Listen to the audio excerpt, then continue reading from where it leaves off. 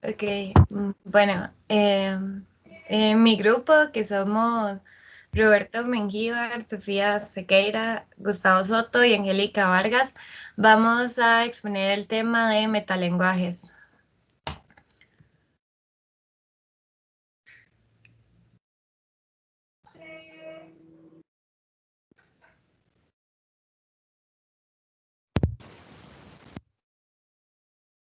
Perdón, ¿se me escucha ahora sí? Ahora sí. Perdón, estaba hablando. Buenos días. Para introducirles al tema, es importante conocer algunos términos como lo es la semiótica. Entonces, ¿qué es la semiótica? La semiótica es el estudio de los signos, los símbolos y sus significados, además de aclarar su funcionamiento en diferentes niveles. En el caso del signo, este debe ser memorizable y simple, y para el caso del símbolo, este es una representación gráfica a través de un elemento icónico que identifica una marca sin necesidad de recurrir a su nombre. Un ejemplo claro es esa imagen que tan solo por su logo podemos identificar que es una marca o es más bien una red social conocida como lo es Instagram. Siguiente, por favor.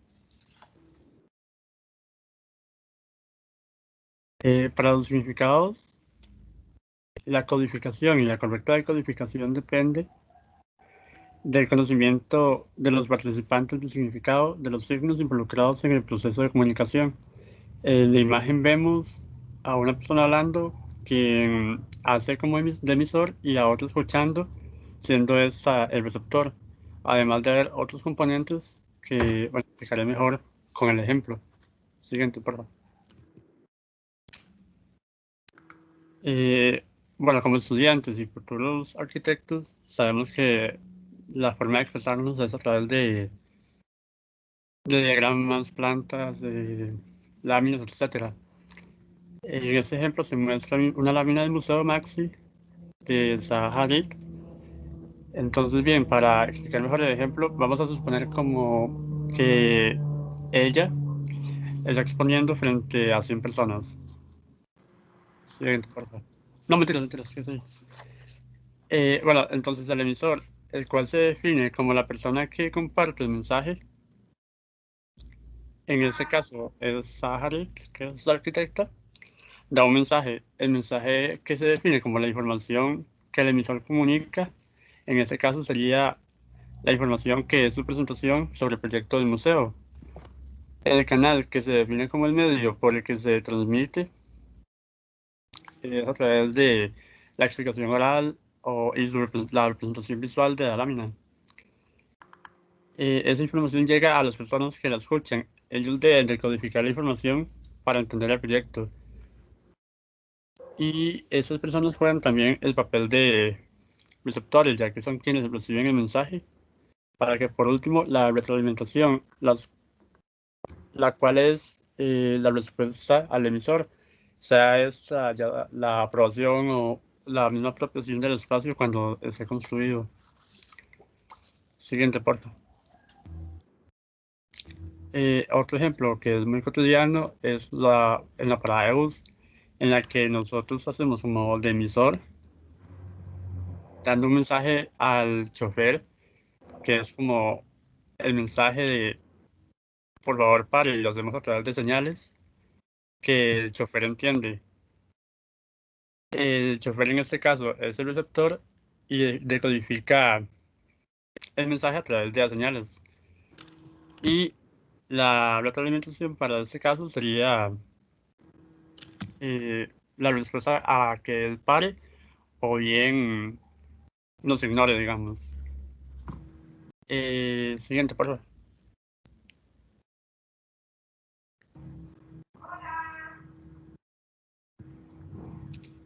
Ok, el lenguaje es un sistema de signos capaz de funcionar en un proceso comunicativo con la finalidad de transmitir información.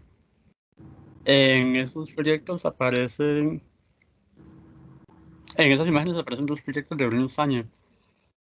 Como se puede ver en ambos, representan similitudes en la construcción, ya sea por su materialidad, el estilo, la manera en la que se usan cubiertas, etcétera.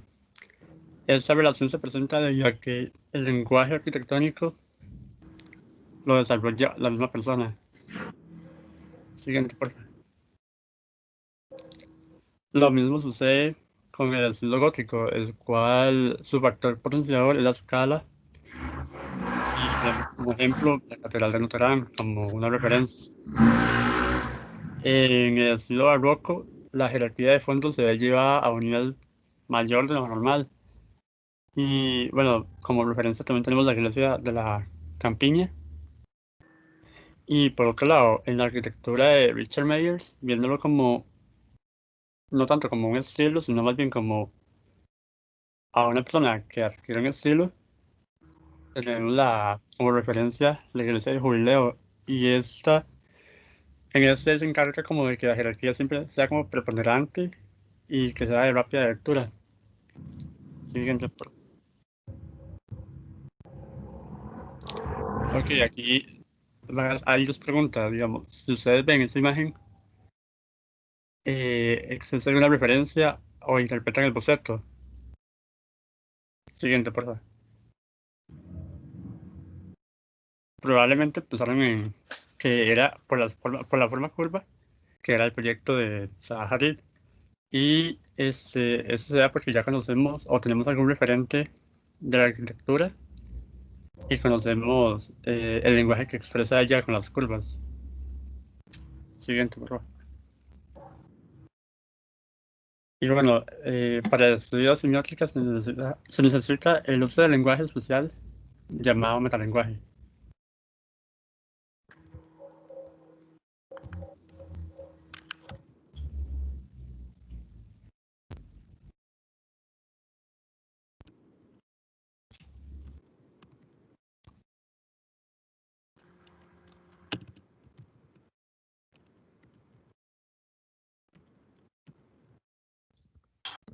Bueno, entonces, ¿para qué en sí es el metalenguaje? Es para esto mismo que menciona Rob, que es para estudiar estos diferentes sistemas de signos que permiten la comunicación y que al final eso está muy relacionado con la semiótica.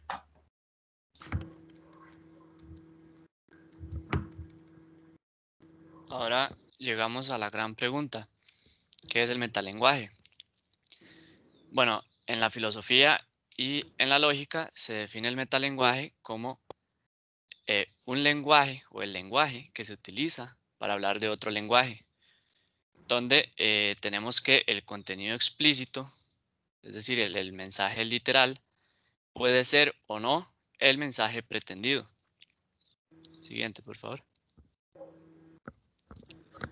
Los metalenguajes se pueden desarrollar en una amplia variedad de contextos de la comunicación humana, ¿verdad? Estos son de carácter un poco más fluido, más espontáneo en algunos casos, y para que el mensaje pretendido se entienda correctamente, hay una única condición, y es que las personas eh, en esta comunicación conozcan el código.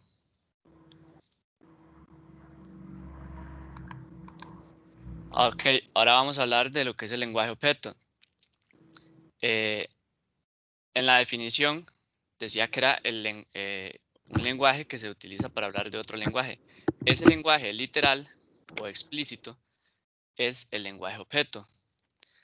Ahora, el metalenguaje puede ser igual o no al lenguaje objeto.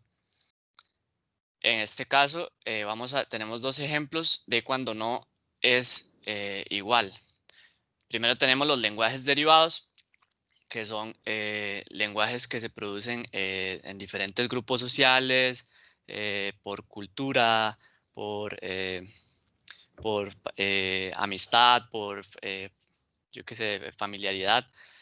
Entonces, bueno, tenemos un ejemplo en el que van dos personas en un bus, ¿verdad? Y le dice el uno al otro: entonces, ¿qué? ¿Cuándo me va a prestar la bichilla para meter terror? Así en un lenguaje muy coloquial, ¿verdad? Entonces, otras personas que vayan cerca y escuchen esa conversación podrían interpretar muchas cosas con esta frase o simplemente podrían quedar, por así decirlo, coloquialmente bateados. Podrían no entender en lo absoluto. ¿Por qué? Esto se da porque no conocen el código que ellos están manejando entre sí. En este caso, bueno, pues se refiere, por ejemplo, a que le preste la motocicleta para darse una vuelta, por ejemplo. Después tenemos también lo que son los regionalismos. Todos los regionalismos siguen esta idea de que el lenguaje es explícito porque son lenguajes igual derivados de las culturas y de las regiones. Entonces, aquí les tengo una pequeña historia de mi profesor de matemática cuando yo estaba en el colegio. Él nos contaba que, bueno, él es salvadoreño, y entonces él nos contaba que cuando venía llegando al país, iban dos personas por la calle caminando y le dice la una a la otra, mae, ¿qué mae más mae ese mae? O sea, y ustedes se imaginan lo bateado que se quedó él y no entendía cómo una palabra podía ser usada tantas veces en una frase y luego ya entendió cómo esa palabra podía tener muchos significados y también cómo los ticos la usamos mucho, ¿verdad? Y bueno, sí, pasala. Bueno, ahora vamos a ver en el caso de que el metalenguaje sea idéntico al lenguaje objeto, que sería el caso contrario. Por ejemplo, en este texto tenemos este texto que dice: el lenguaje escrito es en el que se convierten los sonidos del lenguaje oral en signos o grafos para formar palabras que se plasman en un papel o una computadora, por ejemplo. Entonces, esto que tenemos aquí es un texto que está en lenguaje escrito hablando sobre el lenguaje escrito. Entonces, podemos ver que el lenguaje objeto, que es el lenguaje escrito, está completamente alineado con el metalenguaje. Ocurre lo mismo si estuviésemos, bueno, cuando íbamos al colegio, por ejemplo, y recibíamos clases de español. Estamos utilizando el idioma español para el lenguaje, sí, español, para hablar del mismo. Siguiente, por favor.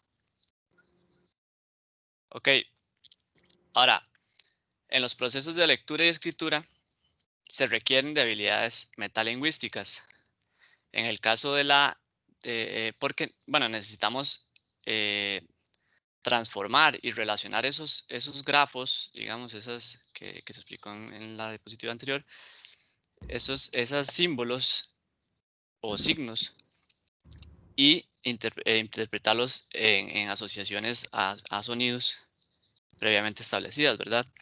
Entonces, en el caso de la lectura, se trata de analizar esos grafos, interpretarlos, las palabras de esa forma, y en el caso de la escritura sería más bien describirlos. Siguiente, por favor. Después, también está sujeto mucho a la interpretación del lector, ¿verdad? Porque en este caso, por ejemplo, en este ejemplo, podemos ver que la información no está solo en los signos visibles, sino que, bueno, como decía, también está sujeto a la interpretación del lector, ya que la información no está completa. En este caso, vemos dos baterías, ¿verdad? Con toda la estilografía de Red Bull y de un solo se entiende que aunque no sean las latas del producto, digamos, de la marca, de la bebida energética, se está haciendo referencia a ellas con este objeto y además está dando un mensaje todavía más implícito. Y la información que completa o sea, la información en nuestro cerebro que completa este afiche, por ejemplo, viene a ser de orden metalingüístico. Aquí tenemos otro caso, por ejemplo, de esta campaña de Lego. Y bueno, utilizan las referencias que tenemos ya en nuestra cabeza, ¿verdad? Cualquier persona que tenga el conocimiento general en arte podrá entender esta imagen, ¿verdad? Que se refiere a la chica del arete, bueno, no me acuerdo exactamente cómo se llamaba, la verdad. Sí, de la perla. Pasala, por favor. Y en este caso, igual, vemos que aprovechan las referencias previas del lector para transmitir un mensaje que además, como vemos en todos estos casos, pese a que la información no está del todo completa, el mensaje es sumamente claro. Y esto es gracias a la metalingüística. Siguiente, por favor. Ahora, un poco relacionándolo con la arquitectura, ya vimos que se aprovecha la interpretación del lector, se aprovechan las referencias previas y en este caso vamos a ver cómo la arquitectura también aprovecha nuestro factor genético previo para evocar cosas y transmitir una belleza un poquito más universal, aprovechando esas referencias. ¿Sala? En este caso, bueno, tenemos aquí este edificio que, como vemos, se basa completamente en elementos de la naturaleza. En este caso, algún tipo de vegetación tropical fue basada este edificio.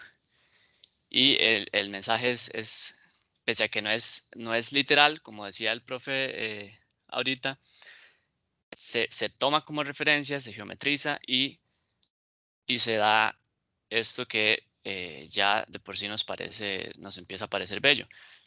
¿Puedes pasarla? Pasarla, por favor. Y tenemos aquí también otro ejemplo, también estando un poco a Calatrava, que sería esta obra de él, ¿verdad? Que nos evoca muchísimo a un ojo humano, pero no es que explícitamente sea un ojo humano, sino que se aprovechan esos recursos para evocarlo. Pasala. Y bueno, también tenemos este otro ejemplo de Calatrava también, donde, bueno, además del uso del ritmo, ¿verdad? Podemos ver que esto, o sea, tiene hasta, no sé ustedes, pero yo le veo hasta forma como algún bichito, como un pescado incluso, con muchas espinas, algo así.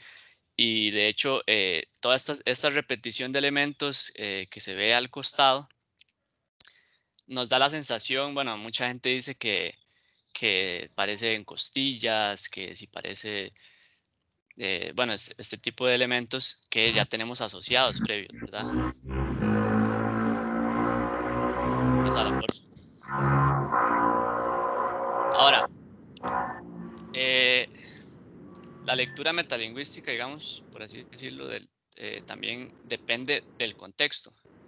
En este caso, vamos a ver que con un objeto sumamente común, como lo es una fruta, ¿verdad? La banana, aquí simplemente alterando un poquito su contexto, poniendo varias, podemos crear, bueno, se puede crear algo que ya comunica algo, que tal vez da una cierta satisfacción, da una cierta belleza, ¿verdad? Por el hecho de la alineación y la repetición y estos factores que utiliza, ¿verdad?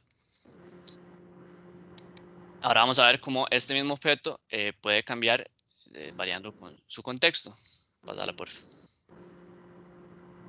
Ok, aquí podemos ver que con el simple hecho de pixelear o censurar, por así decir, una parte de la fruta, nos transmite y nos comunica de un solo ese mensaje que se le asocia mucho a esta fruta, por ejemplo, que es, bueno, verdad, ese carácter,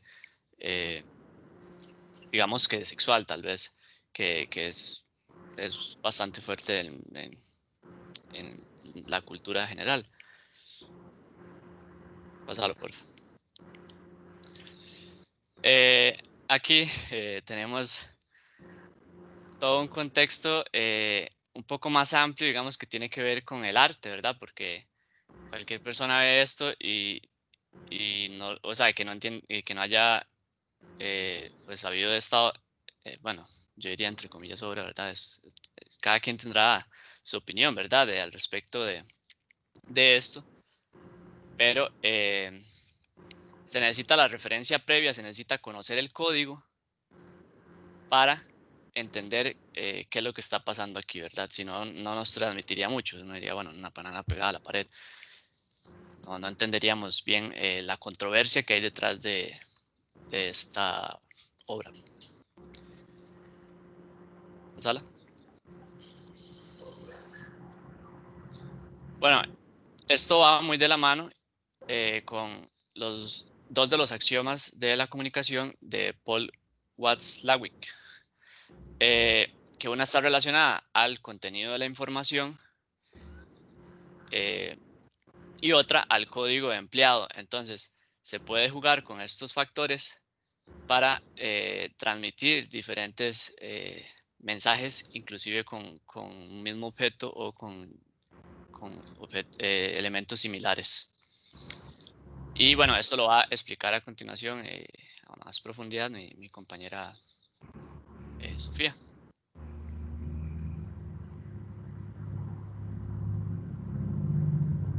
Ok, según Paul Watzlawick, no sé cómo se pronuncia, perdón, hay 5 axiomas de la comunicación. Para nivel, digamos, lo que nos importa para este curso, el más importante es el axioma 2 y el axioma 4. Sin embargo, vamos como a mencionar los otros como para que sepan que existen.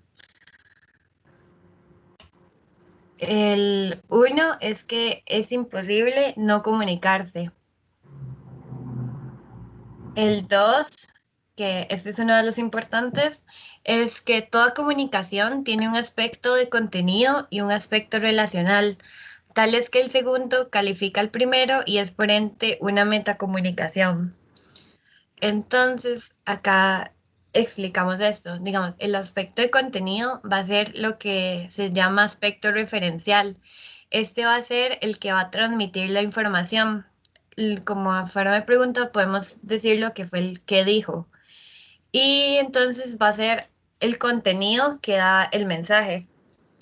Y el otro va a ser bueno, el relacional va a ser el aspecto conectivo, que este significa el cómo debe entenderse la comunicación, el cómo lo dijo y el qué tipo de mensaje es y cómo debe entenderse, digamos, en la relación que tienen las personas que se están comunicando.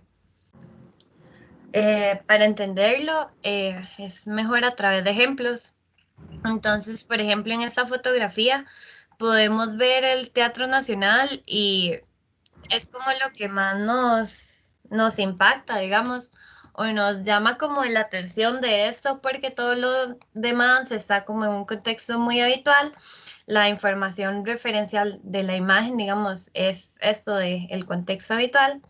Y la información conectiva que va a reforzar ese mensaje es ver a las personas caminando, ver un cielo típico de Costa Rica, digamos, no hay nada más como que sobresalga la atención de ese mensaje. En cambio, cuando lo pasamos a este otro tipo de imagen, que es como una ilustración al estilo del estudio Gilby, digamos, vamos a tener los mismos elementos del original, digamos, a excepción como de esos pájaros. Las características principales se mantienen, pero sin embargo la información conectiva va a cambiar, puesto que nuestras referencias van a irse más hacia cosas que llamen más la atención, digamos como el cielo, que ahora sí lo hacemos como más notorio, incluso el brillo que está dando el sol en la forma como ilumina la fachada, la hace ver como estéticamente como más bella. Entonces estamos como recibiendo una información diferente a la imagen anterior, a pesar de que tienen los mismos elementos. Con esta otra imagen es similar, tenemos el barrio chino, la información referencial es el barrio chino, el arco, la entrada, digamos, en en su contexto, digamos, habitual. Y esto lo refuerza el que la imagen esté tomada como centrada hacia esta entrada, digamos, el punto de fuga vaya hacia eso. Sin embargo, cuando lo cambiamos a esto, también como el mismo estilo de la imagen anterior, vamos a prestarle atención a otras cosas, por ejemplo, a Totoro, si no me equivoco, a las imágenes, los colores, la gráfica que está usando nos va a hacer como cambiar de perspectiva y entonces tal vez ya no enfocarnos tanto en lo que nos estábamos enfocando en la imagen anterior. Este es otro ejemplo a través del lenguaje. Por ejemplo, que una señora va hablando por teléfono y dice, ya Viviana colgó las tenis. Ella lo está diciendo como con una jerga popular, sin embargo puede que las otras personas que estén alrededor lo entiendan como literal, entonces no entiendan como lo que ella está hablando y va relacionado con lo que mencionábamos antes de Gustavo, de que el contexto y la forma en que se está diciendo cambia mucho como el significado del mensaje o cómo usted lo entienda. Entonces, para reforzar esto, debemos de saber que las personas que están usando como estos códigos necesitan como saber las referencias porque probablemente si no se saben como los códigos que se están usando van a estar perdidos o el mensaje que entiendan es otro tipo de mensaje y no el que se quiera dar. Y como lo dije antes, que el contexto influye demasiado en la comunicación y en cómo se deberían de interpretar ese tipo de códigos. El tercero es que la naturaleza de una relación depende de la gradación de los participantes hagan de las secuencias comunicales entre ellos. Eso igual solo lo vamos a pasar, solo era mencionarlo para que sepan que existen dentro de los 5 axiomas. Luego, perdón, el 4, que es el otro que vamos a ver también a profundidad, es este de que la comunicación humana implica dos modalidades, la digital y la analógica. Si quiere la pasa. Bueno, la digital se habla de que es lo que se dice, por ejemplo, y este medio no es ni recuerda al objeto que se refiere. En el siguiente ejemplo tenemos, también sí que la pasa, la palabra mesa, que tal vez no tenemos al objeto físicamente, pero cuando hablamos o la pronunciamos, vamos a recordar al objeto. Seguidamente tenemos estos símbolos. El primero es este del reciclaje y reutilizar y todo esto, ¿verdad? Que todos al verlo entendemos a qué se refiere, pero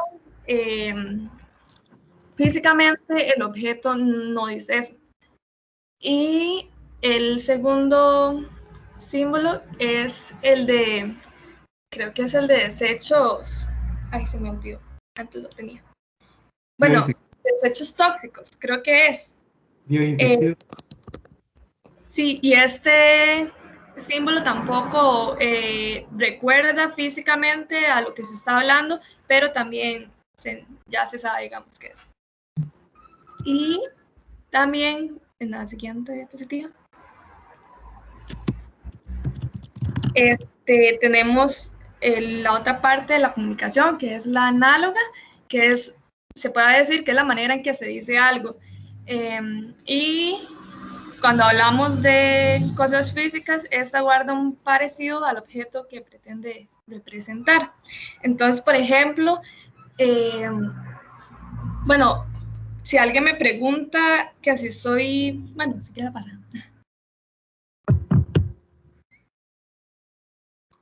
Ok, tenemos los gestos, ¿verdad? Y todo el lenguaje corporal que sabemos que, aunque podemos decir algo, nuestro cuerpo va a expresar otra cosa distinta.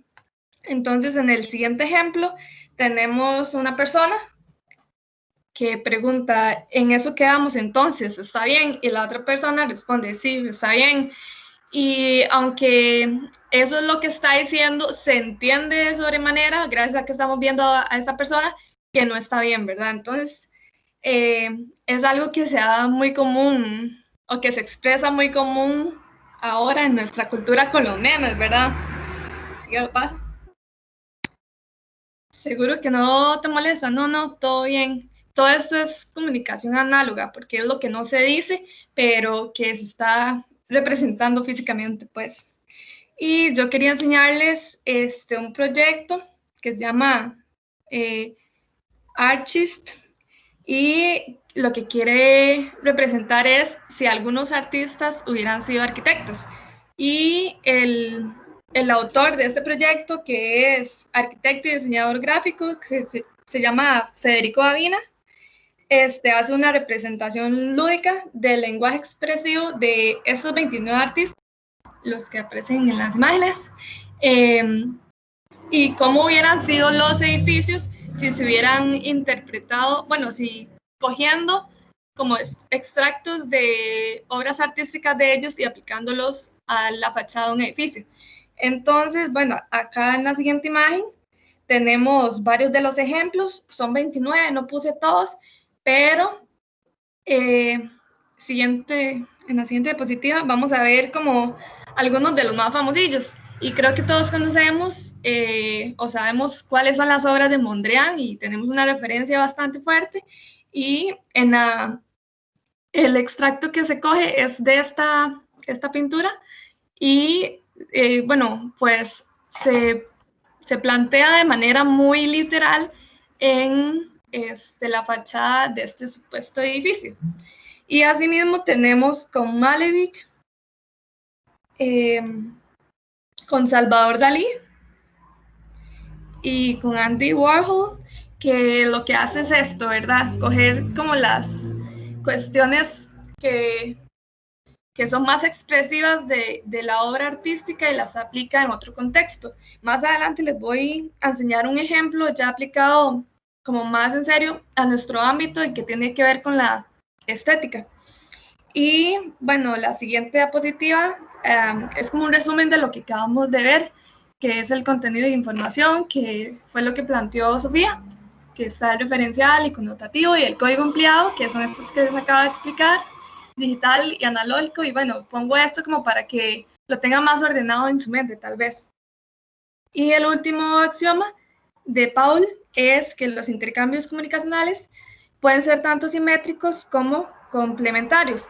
En los simétricos tenemos cuando la interacción de A y B es equivalente, y en los complementarios cuando hay tal vez alguna relación de poder como padre, hijo, jefe, empleado, una cosa así.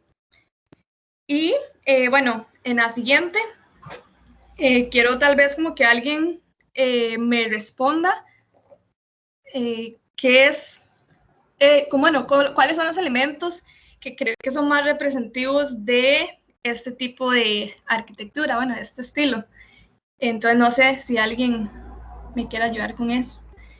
¿Qué es lo que extrae, tal vez, que es más representativo en esta imagen?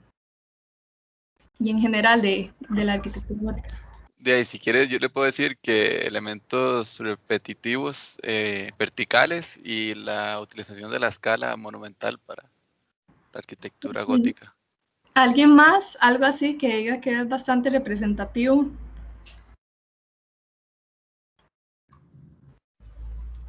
Bueno, sabemos que en este tipo de arquitectura tenemos elementos como los rosetones, los pináculos, estas torres, los arcos de ojiva, ¿verdad? Sin embargo, aunque son elementos que están presentes en este tipo y casi que, bueno, únicamente no en este tipo, pero sí está muy marcado, ¿verdad? En este estilo, no es lo principal o lo que podemos abstraer de este estilo. Como decía Joan, aquí la extracción tal vez metalingüística que podemos hacer y que está relacionada más con una estética es esto mismo que dijo Joan, lo de los aspectos repetitivos y lo de la escala, justamente. En el libro de Franklin Hernández Castro, Estética Artificial,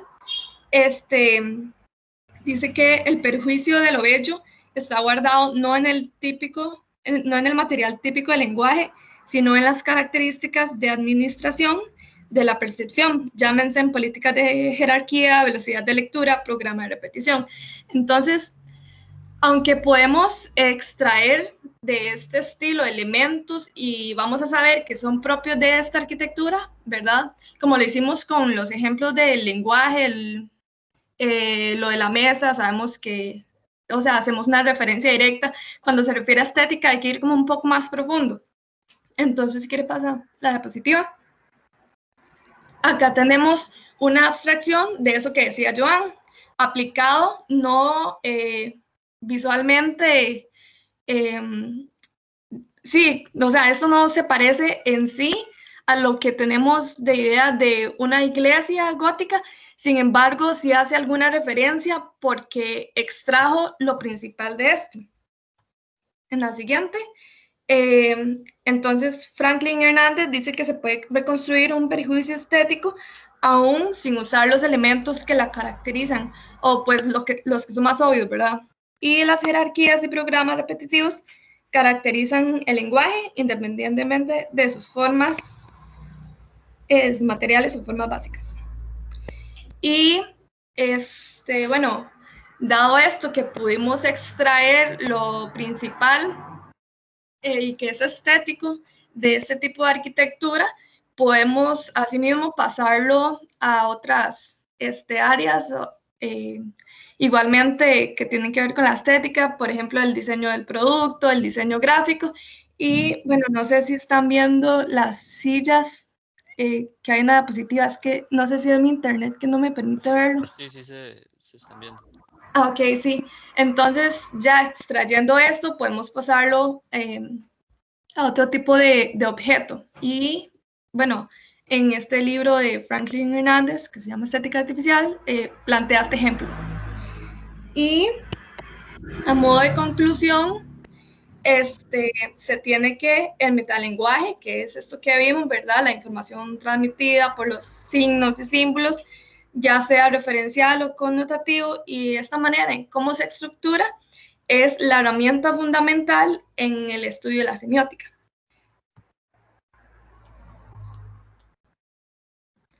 Y ahora vamos a pasar a las actividades. Bueno, antes de eso, no sé si alguno tiene como alguna duda o consulta de esta parte teórica que vimos.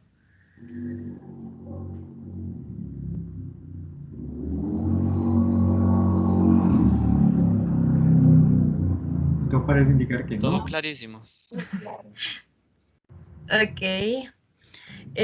Bueno, para las actividades planeamos 2. Entonces vamos a empezar con la primera, que se llama Ticoadivinanza. Disculpen, les propongo algo. Sí. Porque ya tuvimos básicamente un poco más de 1 hora de clase. Y todo este rato que hemos compartido ha sido de materia teórica. Entonces, den un espacio de pausa. Ok. Unos 10 minutos para respirar, tomar café, ir al baño y demás, y después entramos a esta parte. Ok. Perfecto. Entonces, bueno, solo un paréntesis. Creo que para adelantar algunos de los pasos de esto, de la actividad, vamos a mandar al grupo los links de algunos grupos, algunos grupos de WhatsApp a los que ustedes se tienen que meter y vamos a pasar la lista de cuáles toca. Entonces, para que se vaya adelantando esa parte y se vayan familiarizando con las personas que les va a tocar. Ok.